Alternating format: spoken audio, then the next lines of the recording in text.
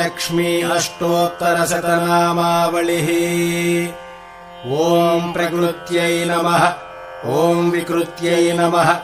ॐ विद्यायै नमः। ॐ सर्वभूतहितप्रदायै नमः। ॐ श्रद्धायै नमः। ॐ विभूत्यै नमः। ॐ सुरभ्यै नमः। ॐ परमात्मिकायै नमः। ॐ वाचे नमः। ॐ पद्मालयायै नमः। ॐ पद्मायै नमः। ॐ शुच्यै नमः।